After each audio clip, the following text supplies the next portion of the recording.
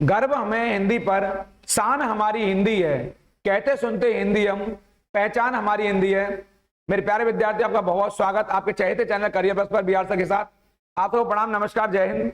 आप सभी लोग दोनों हाथ जोड़ करके देवी स्वरूपा अपनी मां के चरणों में प्रणाम करेंगे और मैं आपको बात करूंगा हिंदी दिवस क्यों महत्वपूर्ण है हमारे लिए, और मैं आपको ऐसे रोचक तत्व बताऊंगा जो आपके लिए बहुत महत्वपूर्ण है आपके और आपके वही चहेते प्लेटफॉर्म पढ़ाई की पंचायत पर मैं बात करूंगा आप लोगों से इस जगह पर मैं आपसे चर्चा करूं उससे पहले आप सबको राष्ट्रीय हिंदी दिवस की बहुत बहुत शुभकामनाएं, बधाइयां।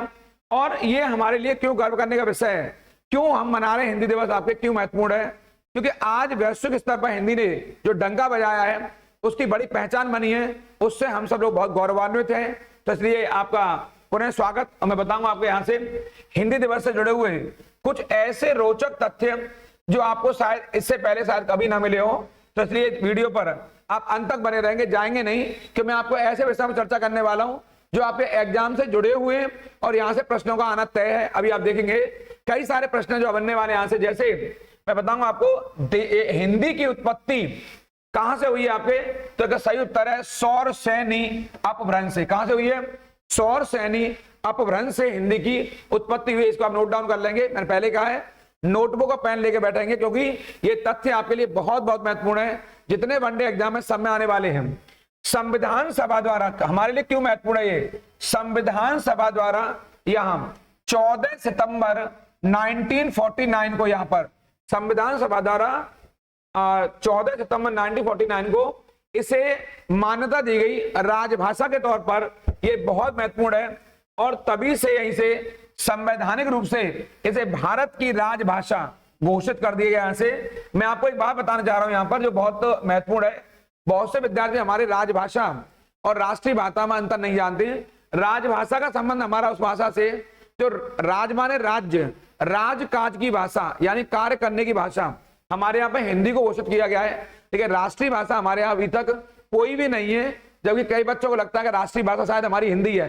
तो आपको जान के हैरानी होगी कि राष्ट्रीय भाषा हमारे यहाँ अभी तक कोई नहीं बन पाई है, इसलिए इसमें कई सारे विवाद हैं, उसमें मैं चर्चा बाद में करूंगा। लेकिन फिलहाल हमारी राजभाषा कौन सी है? हिंदी है, इस पर चर्चा कर रहा हूं। और जो 14 सितंबर 1949 को हमारे संविधान सभा ने इसको जो अपनाया है, इसे जो मान्यता दी है राजभाषा के तौर पर, इसीलिए हमारे यहाँ प्रतिवर्ष यहाँ जो आपके काम का प्रश्न है जो हमारे एग्जाम में आएगा 14 सितंबर को यहाँ राष्ट्रीय हिंदी दिवस के तौर पर मनाया जाता है। यानी कि एक एग्जाम में क्वेश्चन आएगा कि हमारे यहाँ राष्ट्रीय हिंदी दिवस कब मनाया जाता है, तो आप बताएंगे 14 सितंबर को प्रतिवर्ष राष्ट्रीय हिंदी दिवस के तौर पर हमारे यहाँ मनाया जा रहा है। आपको ये एक नया क्वेश्चन बनाया मैंने कि हमारे यहाँ राजभाषा नीति, ये क्वेश्चन कोई शायद चर्चा नहीं करेगा आपसे, मैं चर्चा कर रहा हूं आपसे। राजभाषा नीति इसको कब अपनाया गया हमारे यहाँ, कब लागू किया गया भारत में? तो राजभाषा नीति को उसी समय लागू किया गया जिस समय हमारे यहाँ संविधान को लागू किया गया, यानी कि 26 जनवरी 1950 को। क्वेश्चन आएगा राजभाषा नीति भारत में कब लागू की गई है, तो आप बताएंगे 26 जनवरी 1950 को, क्योंकि इसी दिन हमारे यहाँ संविधान को लागू किया गया था, जो हमारे लिए बहुत महत्वपूर्ण है और आपके तथ्यात्मक भी है। यहाँ से इसको आप यहाँ से नोट डाउन कर लेंगे और इसको आप याद भी कर लेंगे, बड़ा इंपॉर्टेंट है। इस क्रम में मैंने आपके लिए और एक अन्य महत्वपूर्ण आपके लिए कुछ तथ्य निकाले यहाँ से। हमारे एग्जाम में ये क्वेश्चन जरूर पूछा जाएगा यहाँ से, क्योंकि जो विद्यार्थी लगातार तैयारी कर रहे हैं, मैंने पहले बताया इस चैनल को लाइक शेयर करना बिल्कुल नहीं भूलेंगे और ज्यादा से ज्यादा लोगों को सब्सक्राइब कराएंगे ताकि मेरे नए नए वीडियो आपको निरंतर रेगुलर वे में मिलते रहे और मेरा नोटिफिकेशन आप तक आता रहे। ये बहुत महत्वपूर्ण है। ये बता रहा हूं मैं आपको संविधान के भाग, यहां से संविधान के भाग 17 में, कौन से भाग में? भाग 17 में राजभाषा का उल्लेख मिलता है। हमें क्वेश्चन आता है राजभाषाओं का उल्लेख कहां मिलता है, तो आप बताएंगे सब भारतीय संविधान के भाग 17 में। ये वही भाग है जो संविधान के 22 भाग रहे, उन 22 भाग में से एक भाग, मैंने कहा हिंदी महत्वपूर्ण क्यों है, आप इससे समझ जाएंगे। भारतीय संविधान में, मूल संविधान में कितने भाग रहे? 22 भाग रहे मूल संविधान में। अगर उन 22 भागों में से अगर प्रॉपर एक 17वां भाग अगर हमने हिंदी भाषा के लिए बनाया, इसका मतलब हमारे लिए हिंदी कितनी महत्वपूर्ण है, इसे समझ सकते हैं आप जो है। और इसका उल्लेख भारतीय संविधान के आर्टिकल 343 से 351 यानी 343 से 351 तक किया गया है। और इसमें हमारे जो आर्टिकल है वो लगभग 9 अनुच्छेद ऐसे हैं, 9 आर्टिकल कहिए, चूंकि आज हिंदी दिवस है तो मैं हिंदी पर ही चर्चा करूंगा आपसे। भारतीय संविधान के भाग 17 में अनुच्छेद 343 से 351 तक इसका उल्लेख हुआ है। इसमें लगभग 9 ऐसे अनुच्छेद रहे जिन पर चर्चा की गई है आपसे। और हमारे संविधान की जो 8वीं अनुसूची है, यहाँ पर 8th शेड्यूल है आपके, उसमें इन 22 राजभाषाओं का उल्लेख हुआ है। यानी संविधान कौन सी अनुसूची? 8वीं। इसको आप लोग इंपॉर्टेंट कर लेंगे, क्योंकि कई बार क्वेश्चन आता है ये वाला कि संविधान की कौन सी अनुसूची में, कौन से शेड्यूल में राजभाषाओं का उल्लेख हुआ, तो आप बताएंगे भारतीय संविधान की वो 8वीं अनुसूची है जिसमें राजभाषाओं का उल्लेख हुआ है। आपको यह भी जानना चाहिए, जब संविधान हमारा लागू हुआ था तो उस समय राजभाषाओं की संख्या 22 नहीं थी। उस समय राजभाषाओं की जो संख्या है हमारे जो मूल संविधान में, कौन संविधान में, जो हमारा मूल संविधान है, आप जानते होंगे 26 जनवरी 1950 को, तो मूल संविधान में भाषाओं की संख्या कितनी थी? 14 थी। यानी कि बाद में ये भाषाएं जुड़ी हैं। कितनी भाषाएं जुड़ी हैं? ये 8 भाषाएं और जुड़ी बाद में, ये 14 भाषाएं हमारे मूल संविधान में हुआ करती थी। एक क्वेश्चन आता है, अगर ऐसा कि 15वीं भाषा के तौर पर किसे जोड़ा गया, तो आप जान लेना वो 15वीं भाषा और कोई नहीं बल्कि सिंधी भाषा। इसको आप लोग यहां से कर लेंगे, वर्ष 1967 में जोड़ी गई ये भाषा। यानी 15वीं भाषा कौन सी है? सिंधी भाषा। अब मैं जब राज्य व्यवस्था पॉलिटी के पन्नों में रहूंगा तो विस्तार से बताऊंगा वो 14 भाषाएं कौन सी हैं, बाद में 22 कौन कौन सी हो गई, और बाद वाले वर्षों में आपका जो मणिपुरी है, नेपाली है और जो कोंकणी है, फिर बाद में बोडो है, संथाली है, डोगरी है, मैथिली है, वो कैसे कैसे जुड़ी हैं उन पर मैं चर्चा करूंगा आप लोगों से। लेकिन फिलहाल क्योंकि मैं आज राष्ट्रीय हिंदी दिवस है, मैं केवल हिंदी दिवस पर फोकस रखना चाहता हूं कि हिंदी दिवस का महत्व क्यों हमारे बीच में। मैं बताऊंगा आपको भारतीय संविधान का जो पहला अनुच्छेद है, कौन सा? 343 का 1, 343 का 1 कहता है कि संघ यानी भारत की भाषा कौन सी होगी? हिंदी होगी। और इसकी लिपि कौन सी होगी? आपके देवनागरी। ये आप रटेंगे। यानी भारतीय संविधान का आर्टिकल 343 का 1 कहता है कि संघ यानी भारत की भाषा कौन सी होगी? हिंदी होगी। और लिपि कौन सी होगी? देवनागरी। ये आपके लिए महत्वपूर्ण, ऐसे आप रट लेंगे। ये आपके एग्जाम के लिए बहुत इंपॉर्टेंट है, क्योंकि हमें यहाँ मतलब एग्जाम क्रैक करने से हमें ज्ञानी नहीं बनना है, हमें एग्जाम को क्रैक करना है। ये बहुत महत्वपूर्ण है आपके लिए। मैं आपको इसमें अगला क्वेश्चन बताऊं, तब तक मेरे आप एक क्वेश्चन में सर्च करते रहिए। मेरा प्रश्न है आप लोगों से कि अवधी बोली किस अपभ्रंश से विकसित हुई है? मेरा प्रश्न है आप लोगों से, अवधी जो बोली है, आप जानते हो जो रामचरितमानस है वो अवधी में लिखा गया है गोस्वामी तुलसीदास जी द्वारा, रामचरितमानस। तो मैं कह रहा हूं अवधी बोली किस अपभ्रंश से विकसित हुई है? तेजी से कमेंट बॉक्स में लिख के बताइए मुझे।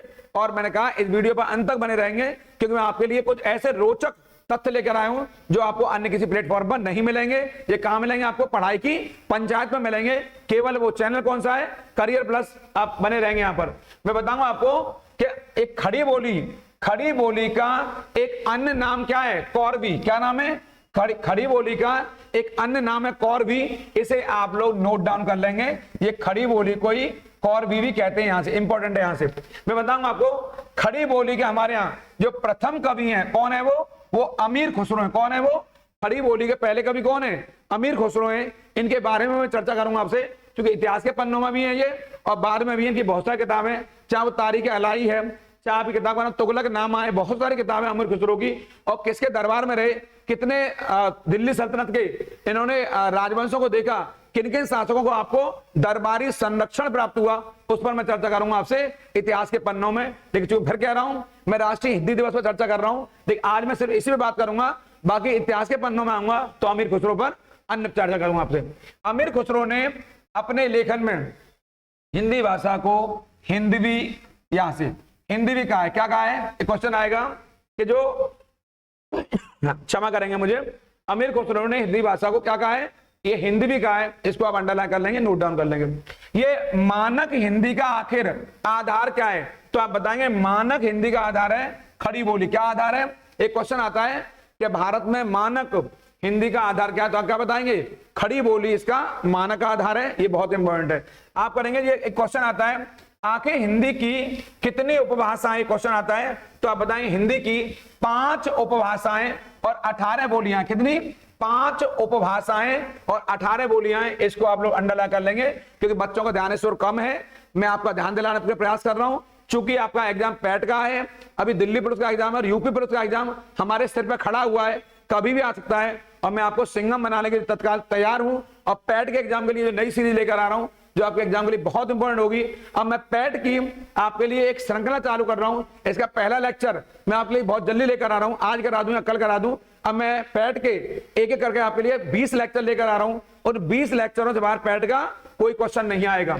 मैं बताऊं आपको हिंदी की 5 तो उपभाषाएं, 18 बोलियां हैं। अब मैं बताऊंगा ये पाली है, जो बौद्धों की भाषा रही पाली, भारत की प्रथम देश भाषा है। क्वेश्चन आएगा कि भारत की प्रथम देश भाषा कौन सी है, तो क्या उत्तर मारेंगे? पाली भारत की प्रथम देश भाषा है। ये बड़ा इंपॉर्टेंट है यहाँ से, क्योंकि बच्चे कम बना के आएंगे।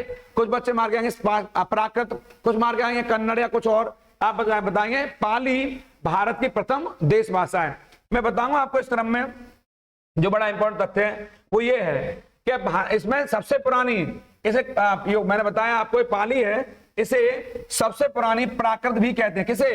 पाली को सबसे पुरानी प्राकृत भी कहते हैं। इस क्रम में ये संस्कृत को, जो हमारी जननी है, इसको हिंदी की आर्य जननी कहा जाता है। यानी कि जो संस्कृत है हमारी, संस्कृत से ही हिंदी भाषा का उद्भव हुआ अंत है और इसे आर्य जननी के तौर पर भी जाना जाता है। मैंने आपको इस क्रम में आगे निकाला है कुछ तथ्य आपके। आखिर हिंदी के जो विकास की यात्रा है वो कैसे रही है, तो मैंने विकास की यात्रा को एरो के माध्यम से शो कर दिया यहाँ पर, बहुत संक्षिप्त में और सरल भाषा में। ये है कि संस्कृत की जो संस्कृत है ये क्या है? ये देववाणी है। सबसे पहले संस्कृत अस्तित्व में आई, ये देववाणी है। संस्कृत हमारी शास्त्रीय भाषा भी है। एक क्वेश्चन आता है कि भारत में शास्त्रीय भाषाओं की संख्या कितनी है, तो आप बताएंगे शास्त्रीय भाषाओं की संख्या 6 है। कितनी है? 6 है। उसमें मैं चर्चा आपसे आगे करूंगा। आप जानते होंगे उनमें से संस्कृत भी एक है जो कि शास्त्रीय भाषा है। संस्कृत के अलावा ओडिसी भी है और तमिल, तेलुगु, कन्नड़ और मलयालम। तमिल, तेलुगु, कन्नड़ और मलयालम। इसके अलावा संस्कृत और ओडिसी जो उड़िया में बोली जाती है, बहुत इंपॉर्टेंट है। ये 6 शास्त्रीय भाषाएं। तो संस्कृत से उत्पत्ति हुई पाली की, पाली भाषा की, जो बौद्धों में प्रचलित है, क्योंकि बुद्ध ने अपने उपदेश, महात्मा बुद्ध ने, गौतम बुद्ध ने अपने उपदेश पाली भाषा में दिए। पाली के बाद में प्राकृत का विकास हुआ, जो जैनियों की भाषा है। महावीर स्वामी ने अपने उपदेश प्राकृत अर्धमागधी में दिए, बहुत इंपॉर्टेंट है। इसके बाद अपभ्रंश का विकास हुआ, जो कि इसका बिगड़ा हुआ रूप है, और उसके बाद अपभ्रंश से अवहट्ट का विकास हुआ यहाँ पर, जो कि इसका बिगड़ा रूप है। और अवहट्ट से उदय हुआ हिंदी का, यानी हिंदी की पूर्व भाषा कौन सी है? अवहट्ट है। कई बार अवहट्ट नहीं मिलता है, ये कई बार नहीं मिलता है, तो सही उत्तर क्या हो जाएगा? अपभ्रंश। ये सही उत्तर हो जाएगा इसका, यानी हिंदी की पूर्व भाषा कौन सी? अपभ्रंश। लेकिन अगर अपभ्रंश भी आए और अवहट्ट भी आए तो क्या मार कर आएंगे? अब अवहट्ट मार के आएंगे। ये सही उत्तर होगा इसका। हिंदी की पूर्व भाषा कौन सी? अवहट्ट। इसको आप अंडरलाइन कर लेंगे। इस क्रम में आपको एक बात बताऊंगा मैं आपको, जो मैंने आपके लिए बहुत रोचक तथ्य निकाला है। मैं हिंदी की जो बात कर रहा हूं, मैंने कहा हिंदी हमारे लिए महत्वपूर्ण क्यों है? इसलिए कि दुनिया में हिंदी का 3रा स्थान हो गया बोलने के क्रम में आपके, यानी दुनिया में इसकी बोलने वाले लोगों की तादाद है वो 3rd नंबर पे आ गई है। तो आपके मन में क्वेश्चन आएगा तो पहला स्थान किसका है? तो पहला स्थान इस क्रम में अंग्रेजी का है और दूसरा स्थान इस क्रम में मंडारिन का है। मंडारिन को चीनी भाषा भी कहते हैं, आप जानते होंगे, चाइनीज लैंग्वेज को मंडारिन कहा जाता है। ये इंपॉर्टेंट है। तो पहला स्थान किसका है? अंग्रेजी का। दूसरा स्थान किसका है?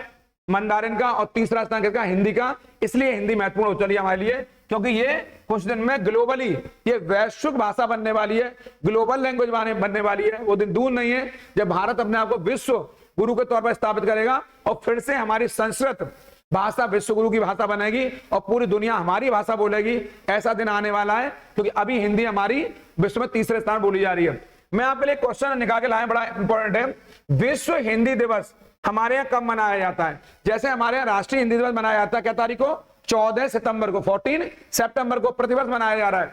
तब विश्व हिंदी दिवस कब मनाया जाता है? तो सही उत्तर 10 जनवरी को मनाया जा रहा है ये, और इसे प्रतिवर्ष मनाते हैं। तो आपके मन में आएगा इस विश्व हिंदी दिवस को कब से मनाया जा रहा है? तो इसका सही उत्तर है जो पहला विश्व हिंदी दिवस है, इसका पहला सम्मेलन विकास के लिए वो कब हुआ है?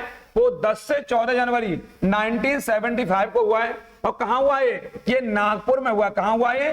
ये नागपुर में हुआ है। और प्रश्न आएगा नागपुर कहां स्थित है? तो आप बताएंगे महाराष्ट्र में स्थित है। इसको आप मेरे कहने से यहां पर इंपॉर्टेंट कर लीजिए, क्योंकि अभी राष्ट्रीय हिंदी दिवस तो आता ही है 14 सितंबर को, यहां पर विश्व हिंदी दिवस भी पूछ सकता है, क्योंकि इसका पहला सम्मेलन इस 10 जनवरी को कहां पर हो रहा है? नागपुर में। उस समय देश की पीएम कौन है? श्रीमती इंदिरा गांधी थी, प्रधानमंत्री हमारी, और इनका बड़ा योगदान था इस क्रम में, इस सम्मेलन कराने में और हिंदी को बढ़ावा देने में उस समय। अब मैं बताऊंगा आपको इसका बोध वाक्य क्या है। बहुत चर्चाओं में अभी इस समय एक थीम, चूंकि मैं अंग्रेजी बात नहीं करूंगा आपसे, आज बात करूंगा बोध वाक्य।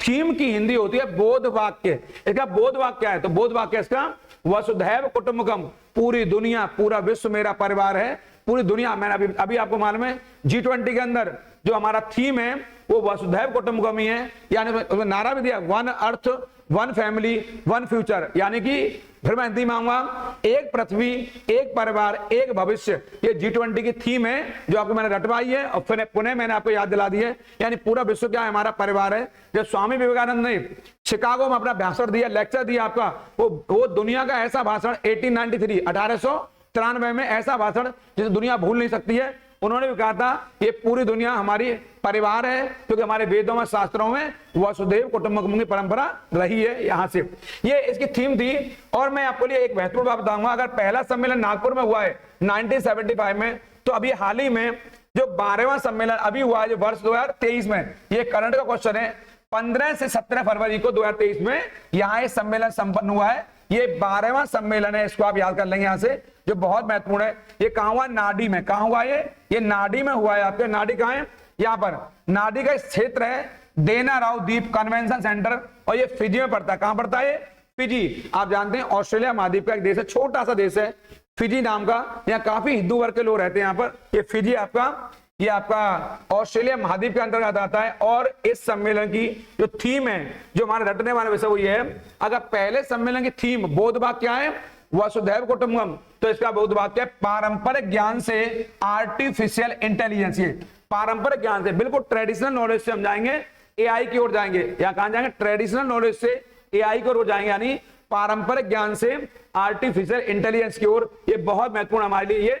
ये 12वें जो अभी सम्मेलन हुआ है इसकी थीम है आपके यहाँ से। और कहां पर हुआ? नाडी में हुआ है। और नाडी कहां है? फिजी में। बार बार कह रहा हूं, ये फिजी में हुआ है सम्मेलन। ये बड़ा महत्वपूर्ण है। इस फिजी सम्मेलन में ये एक मैंने आपके लिए अतिरिक्त क्वेश्चन बनाया यहां से। फिजी सम्मेलन को आयोजित करने वाला प्रशांत महासागर का पहला देश बन गया है। यानी प्रशांत महासागर में इससे पहले किसी भी देश में विश्व हिंदी सम्मेलन की बैठक नहीं हुई है, ये पहली बार है। तो क्वेश्चन यहीं से बनेगा कि फिजी किस क्षेत्र में पड़ता है? हिंद महासागर में, प्रशांत महासागर में, अटलांटिक महासागर में या आर्कटिक महासागर में? तो क्या बताएंगे आप लोग? आप बताएंगे प्रशांत महासागर, यानी कि पैसिफिक ओशनिक कंट्री है, पैसिफिक ओशन कंट्री है, यानी प्रशांत महासागर का देश है। और ये पहला देश है जहां पर ये मीटिंग पहली बार हुई है। आप जानते होंगे वर्ष 2018 में 11वां सम्मेलन हुआ था आपके फिजी, ये वाला यहाँ पर 11वां सम्मेलन हुआ था यहाँ से, ये मॉरिशस, यहाँ पर वर्ष 2018 में हुआ था। मॉरिशस की राजधानी पोर्ट लुइस में। कहां हुआ था? पोर्ट लुइस में। मॉरिशस अफ्रीका महाद्वीप का एक देश है, बहुत सुंदर राष्ट्र है। और मॉरिशस की कैपिटल कौन सी है? Port Louis. यहीं पर 11वां सम्मेलन हुआ था, वर्ष 2018 में हुआ था ये सम्मेलन यहाँ पर। और इस सम्मेलन के 5 वर्ष बाद ये सम्मेलन हुआ है। ये 2021 में होना था, क्योंकि अभी हाल के दिनों में जो विश्व हिंदी सम्मेलन है वो 3 वर्ष के अंतराल पर किया जाता है। तो ये 18 में हुआ था, तो इस 18 के हिसाब से कब होना चाहिए था? ये 2021 में होना चाहिए था, लेकिन ये 21 में ना होकर कब हो रहा है? ये 21 में ना होकर के वर्ष 2023 में हो रहा है आपके यहाँ पर। और मैं लिखा है ये वर्ष 2023 का सम्मेलन कौन सा? 12वां। तो क्वेश्चन आएगा विश्व हिंदी सम्मेलन कब हुआ है?